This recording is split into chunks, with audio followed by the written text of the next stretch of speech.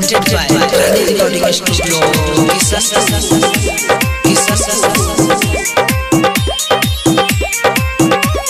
सुनरा जारू सजनी कुर्ता सियाली नैहर में कॉलेम छठ के पूजाई हमनी के दिए सुन सारा धापुराई छठी मैया हमनी के अंगना में आई आज भोर ढील द नारियल हमर छील द मिलल बाटे मौका या सोया रखौ झील द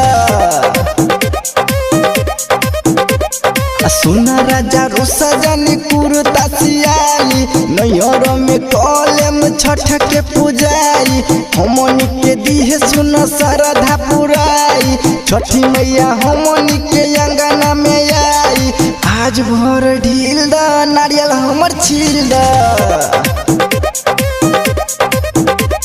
मिलल बाटे मौका या सोया रखौ झील द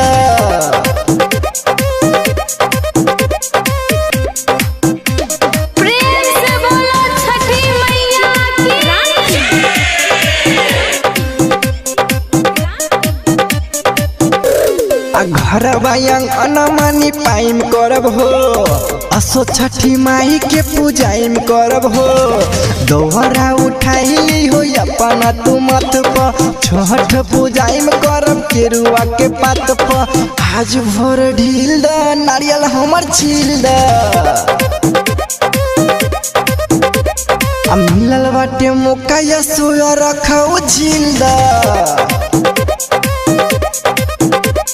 सुनरा जारू सजनी कुर्ता सियाली नैहर में कॉलेम छठ के पूजाई हमनी के दिहे सुन सरधा पुराई छठी मैया हमनी के अंगना में आई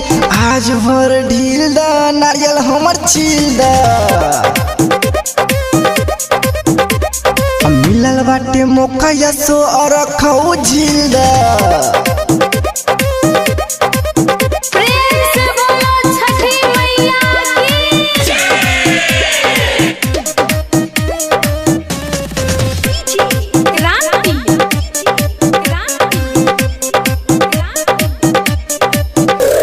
सरवनो नीतीश के भारा उतारी सुनो छठी मैया के अंगना बोलाई रही डर यमन करे ओ कर दूजा राघव रूपेश करे माई के पूजा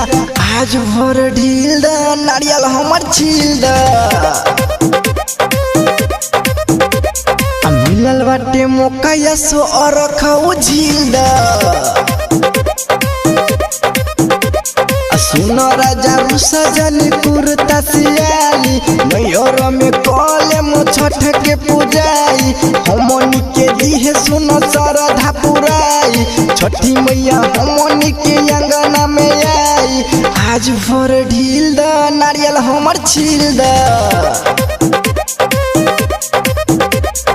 मिलल बाटे मौका या सोया रखौ झील द